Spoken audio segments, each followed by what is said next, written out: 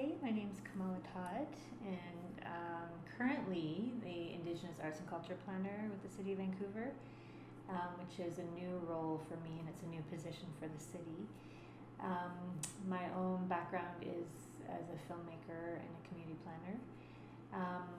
I was born and raised here on these lands and all around Vancouver, but I'm not of these lands. My own ancestors are Cree and Métis and Eastern European. So I grew up here and have been taught by people from these lands, the Musqueam, Squamish, and Tsleil-Waututh nations, so many stories, and just, a small amount of the depth of their histories here, the depth of their relationships with their lands and waters, the strength and beauty of their cultures and their laws and their worldviews and the ways that they, carry themselves in these lands and how special these lands are to them. And so just from my own relationships with people from here, I've been learning, and trying to learn what it means to live on someone else's lands. I didn't grow up in my own homelands. I don't have a strong sense of my German ancestry. So I'm a Métis Cree person in Coast Salish territories because I actually currently live in Gibsons, which is Squamish and X၀məthkվəy territory. So it's an ongoing journey. I have two sons, and they were also born here.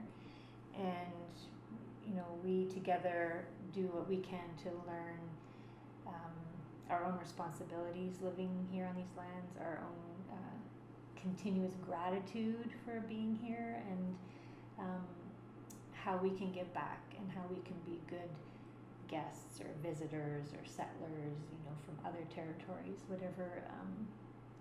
I consider myself a guest in these lands, but it's my home. And I have a very strong sense of connection to this place with the cedars and the salal and the huckleberries and the salmonberries and this very unique, special place that's really shaped who I am. And so in my own work as a filmmaker, so it's an interesting background that I have in urban geography, where I learned about, looking at the city as a text and looking at the built environment as conveying values and messages and certain ideas about society and culture, and, began to realize that the urban environment that I live in is very much based on colonial values, European, Western ideas of how we're supposed to live on the land, and who deserves to have a voice, and who the caretakers are, and who the decision makers are, and all of these really problematic ideas about basically white settlers being the founders of this place, and being the ones who created the laws and who pioneered and cleared the land, and all of these mythologies that I've grown up with that really reinforce this idea that this was an empty land. I've grown up, surrounded by those messages, that this place was built by, certain white men who were brave and fought back the wilderness. And so, as I said, it's been a learning process for me to really begin to understand what this place is really about, the thousands of years of history and cultural continuity of the Musqueam, Squamish, and Tsleil-Waututh on their lands. And so learning that through urban geography and thinking, okay, well, I can go into community planning, but I also have a filmmaker mother who, when I was a teenager, she was in film school, and I could see the power of documentary. I could see the power of Indigenous people having voice and visibility, amid all the kind of erasure and silencing of the colonial narrative that's also in our media. And I could see how what she was doing was so important, to bring out the story of residential schools, for example.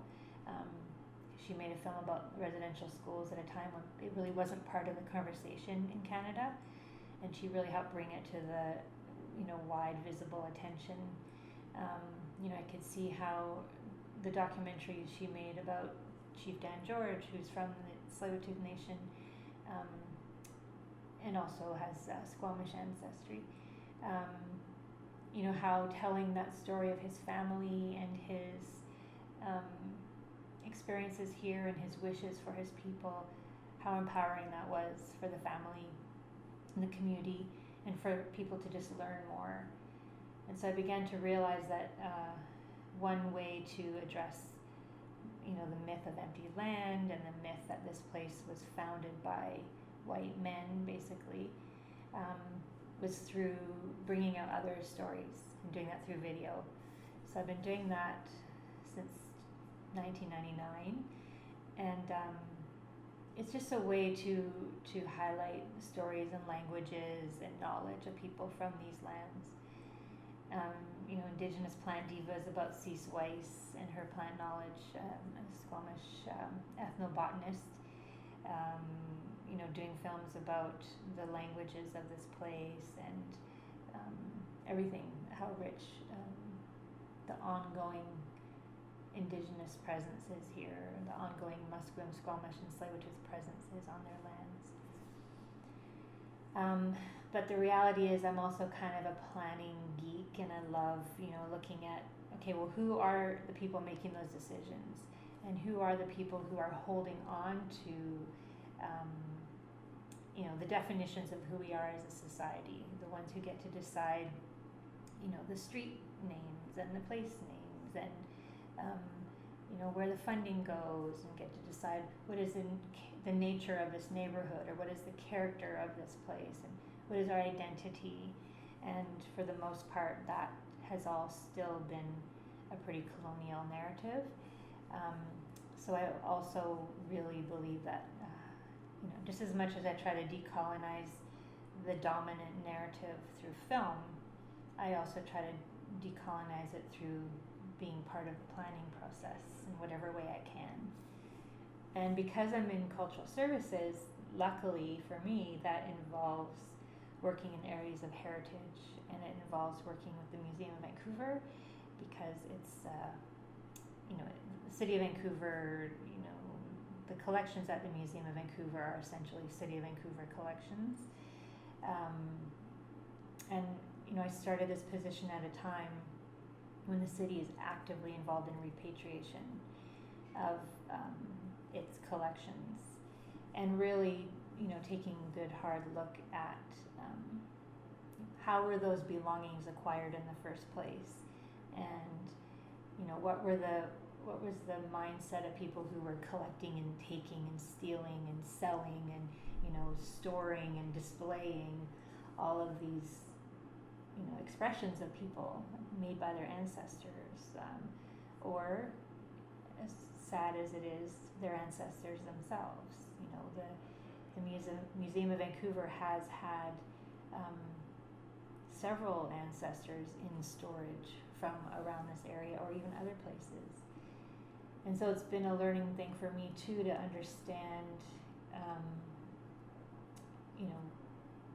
how Vancouver was built and what the impacts on the local people have been, whether that be burial sites that were completely destroyed, stories of the ancestors in those resting places being dug up and shipped around the world, sometimes, from what I've heard, being thrown in the garbage because there were so many and they had nowhere to put them.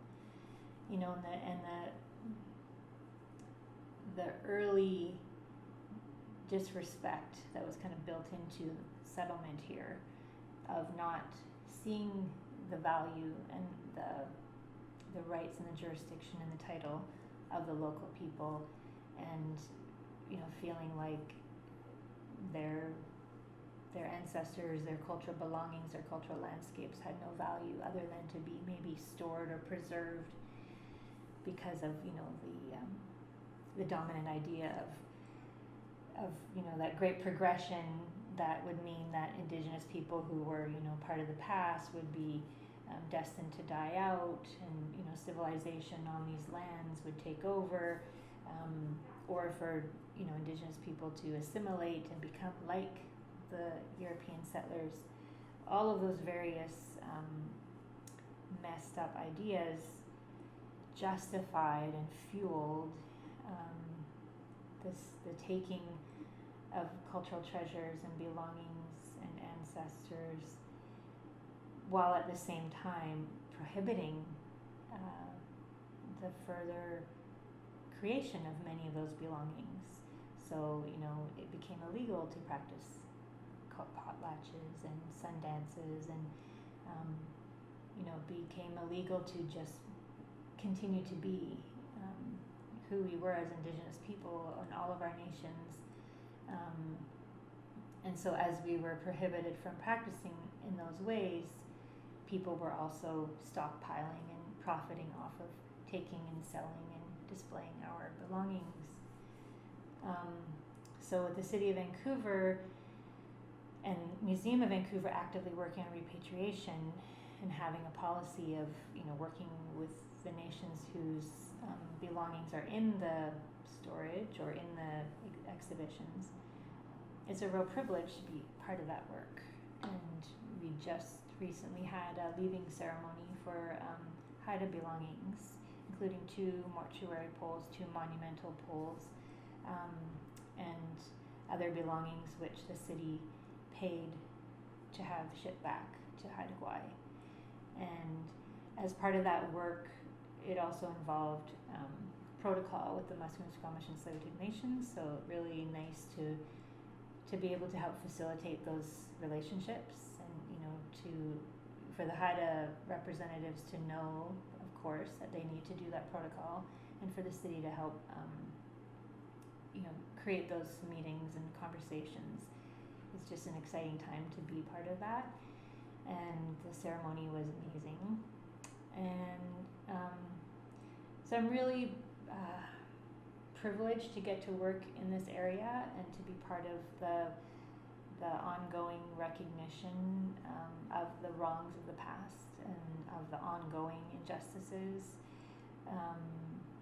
But it's still happening all the time, and it's still very raw. You know, living here in Vancouver is a place where a couple of years ago, you know, Musqueam people had to occupy a bridge in order to protect their ancestors from being dug up at the village of Tsleil-Waututh. And, you know, the stories of how their ancestors were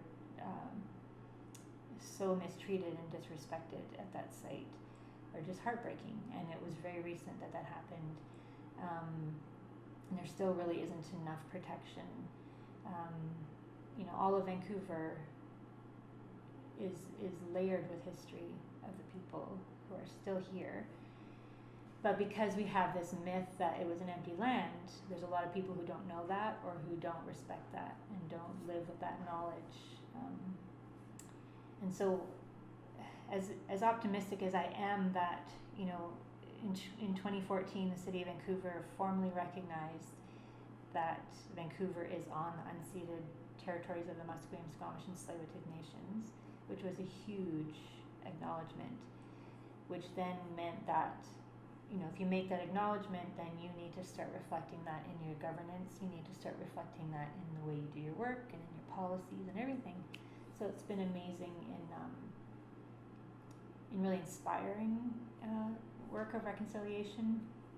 The City of Vancouver also declared itself a city of reconciliation at that same time in 2014. And so from when I first used to work at the city in 2000 to today, the learning and the humility and the real attempts at relationships have grown so much, to the point where the city has formal nation-to-nation, council-to-council, government-to-government, like quarterly meetings and just sort of ongoing relationships, and also staff to staff. So those are like formalized relationships. So it's a really amazing time to be part of a municipal government that has that commitment, and who, you know, from this new mayor and council, hearing, you know, them say that, you know, these relationships and reconciliation is the most important relationship.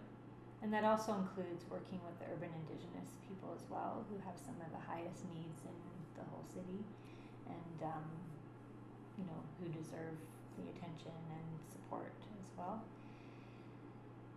However, we are also at a point in our history in Vancouver where there are still some people who resent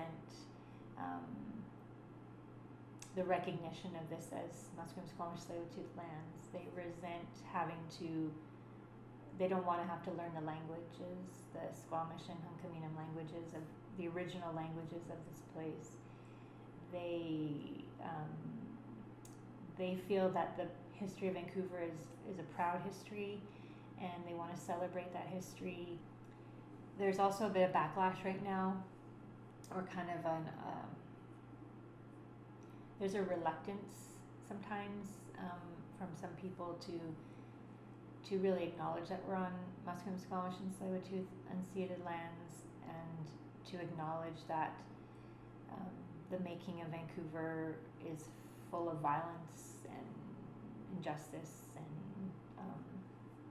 thievery and you know, dispossession and extreme loss. And there are a lot of people who don't want to have to contend with that, and who don't even want to acknowledge their own how they've been the beneficiaries of the generosity of the people of these lands, and that all of the wealth that we enjoy in Vancouver came from the lands and resources of the Musqueam, Squamish, and Tsleil-Waututh people. So that's part of the challenge in looking at reconciliation and decolonization, is those people who continue to say get over it, those people who feel like there's no real problem in the past, and that everybody's on equal footing, and, you know, just get on with it. So I'd say right now that's probably one of the bigger challenges, but the work of building relationships with Indigenous people just continues to blossom despite all that.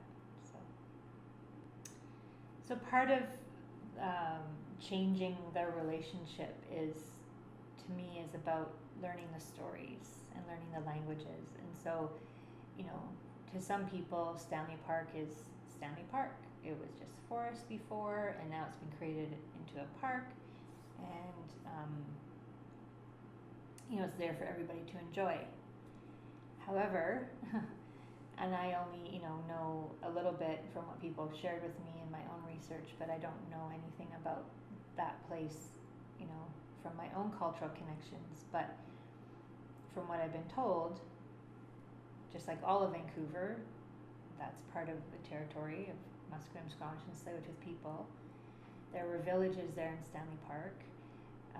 In fact, one of the hugest kind of cities in this whole region was there at what's now known as Lumberman's Arch. But these sort of colonial narratives and the literal erasure of people off of that place. So, you know, forced relocation, or, you know, forced removal of people from their homes and their villages, complete destruction of their homes and any other kind of cultural landscapes that were there, and then even kind of disrespect of the burial sites and other sites throughout the park, in paving the road, and, you know, all the things that happened to that place. That's been hidden under this narrative of Stanley Park, this great green space for everybody to enjoy. And so part of the work of reminding people that not only is there a painful history there from what settlers did, but that is a really special place, and it needs to be seen in a different way, and it needs to be reimagined, because the people of these lands lost access to those places. They lost access to their villages, they lost access to their traditional foods and spiritual places. And so Stanley Park it's Park Board who work with Stanley Park, but it's the perfect example of how the city is actually working with the nations to do planning there better. And so I get to kind of learn from what they're doing, because Musqueam, Squamish, and Tsleil-Waututh are directly involved in the planning for Stanley Park. And that will mean things like, looking at place names, looking at, what can and can't happen in that space, because, until recently they've been denied any say in what happens there. And as a result, they've been made relatively invisible on such an important part of their territory. And,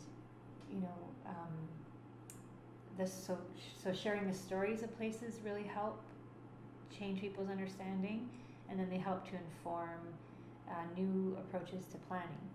So another example is a place known as Vanier Park, but it's also the village of Sţwx, and also has a history as a reservation where people were also forcibly removed. And so in my work, I'm trying to look at, here's another place, just like in Stanley Park, that has this really important history and significance for the Musqueam, Squamish, and Tsleil-Waututh people. We need to look at this differently, and we need to approach this site with sensitivity and with the recognition that that's a village, that's a place where people were forcibly removed, it has that painful history, and it needs to be known as more than just Vanier Park. And how can we change that narrative, and how will that then change how we approach planning there? And so I'm excited. It's one area of the city that eventually the city will be looking at. The city plan is a new undertaking that the city is looking at, very early stages, but the city has had formal, the mayor has formally met with the chiefs from all the nations to talk about city plan and how that can happen, and how the nations can be directly involved in really rethinking Vancouver, and how planning happens citywide. So that shift has happened because of that recognition that we're on their unceded lands, and because of that recognition that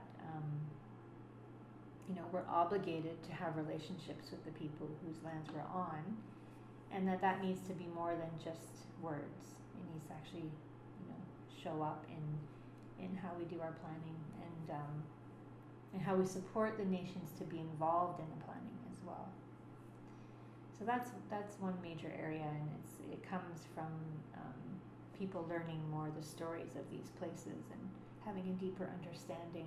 And so the area between filmmaking, or the transition between filmmaking and planning, city planning, and the qualities that you recognize, acknowledge in filmmaking, in documentaries through your mother, how do you see that? I think it's very interesting in terms of practice.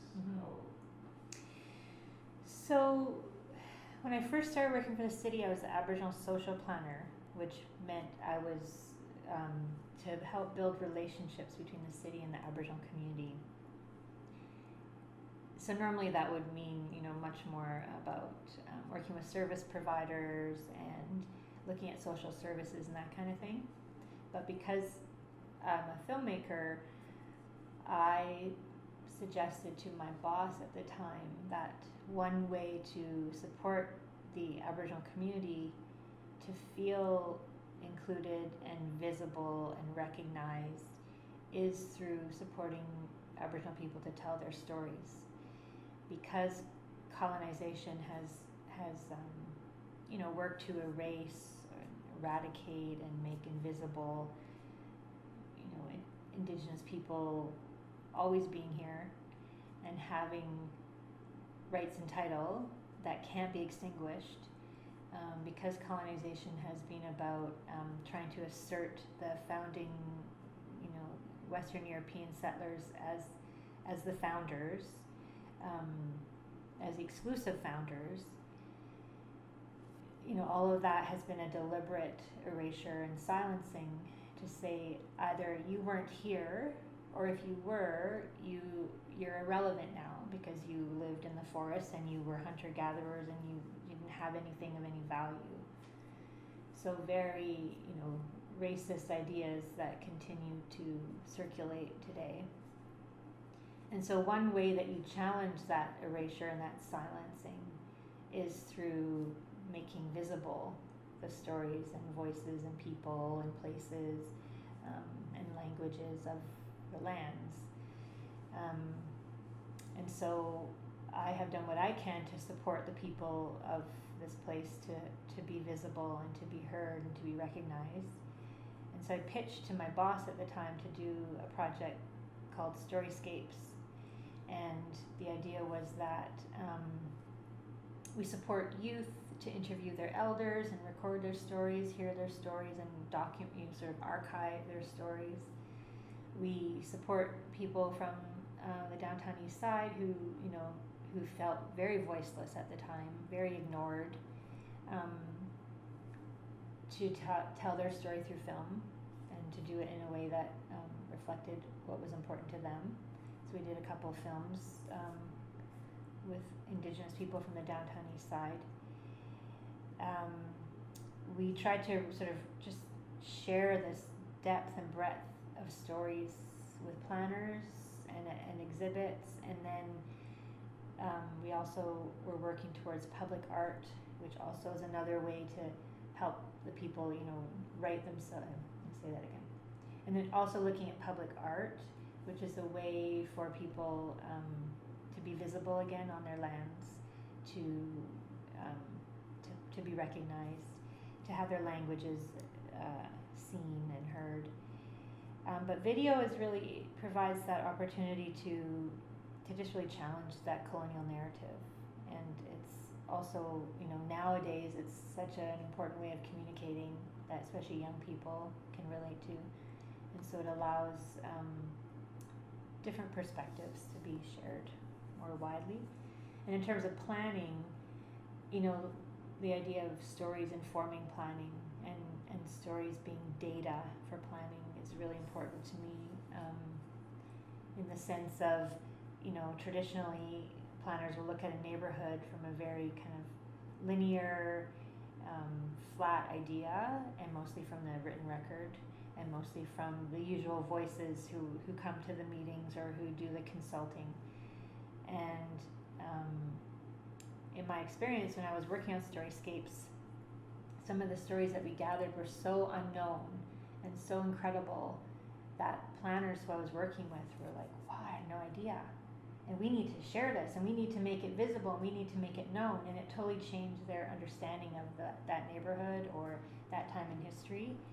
So it's helping to bring out the layers because the colonial narrative has been so effective at sort of covering everything and saying this is how it was and this is a proud history, and completely writing people out of the story. We have to work to change that narrative, and film is a really good way to do that. Yeah, do you feel that there's something that you haven't mentioned that is important to you? Yeah,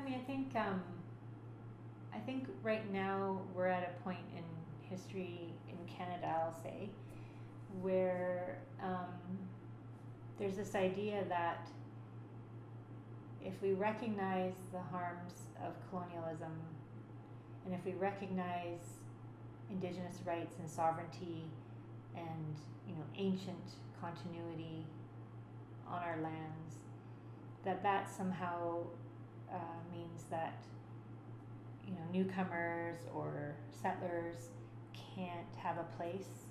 And I think it's been really challenging for people, and I think they feel like they can't celebrate their own history, or they don't want to celebrate other histories, or they don't want to acknowledge that they are part of that history of violence and dispossession. And so we kind of get stuck. We get stuck in people either saying, well, whatever, that was in the past, get over it, that was my ancestors, not me. Or people saying, well, you know, you didn't have very much anyway, you didn't even know what you were doing, you were just wandering around on the land, you didn't even have written language, you know, all those kind of racist ideas. And so we get stuck where people don't want to acknowledge the painful part of our history, the proud part of thousands of years of Indigenous people being on their lands forever. It threatens people and their sense of their own connection to place and their own role in making Canada. But I believe that we have to tell the full story, which is that whole idea of truth telling, where we're still at, where we have to say, okay, so at that point in time, what was happening? So, for example, if people want to celebrate the making of Vancouver, the birth date of 1886, for example, to some people that is a proud moment where, you know, the white men, settlers, you know, declared it a city, founded a city, and said this is how it's going to be, and proceeded to write the laws and impose the laws and start to build this place. And to some people that's a proud moment, but for other people it's a time when it meant, you know, people lost their land, people were being killed by the diseases in huge numbers,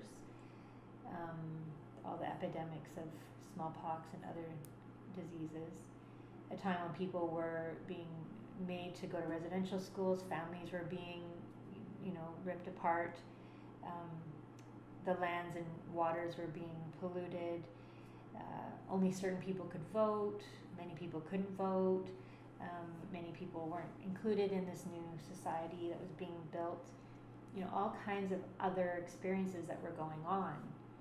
Do we say that those experiences don't matter because they challenge this pioneer proud story?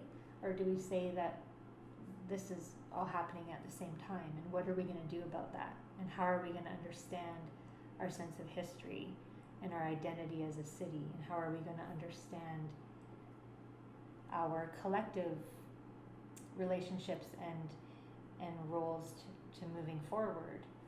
And so we have to have those conversations, and we have to be honest, and we have to face those realities, you know, that many white settlers have benefited from the wealth of these lands. They have benefited from the original people being pushed off of their lands and kept in perpetual poverty, and had all kinds of historical colonial oppressive laws imposed on them.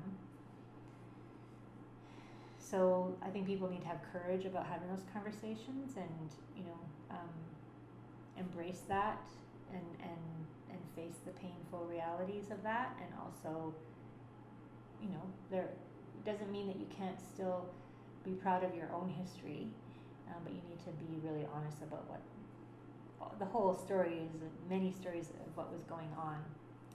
And the other thing I just want to say is that all across North America, Indigenous people had their own laws and their own, you know, systems of knowledge and governance and so on. And when you live in that place, you are supposed to live by those laws.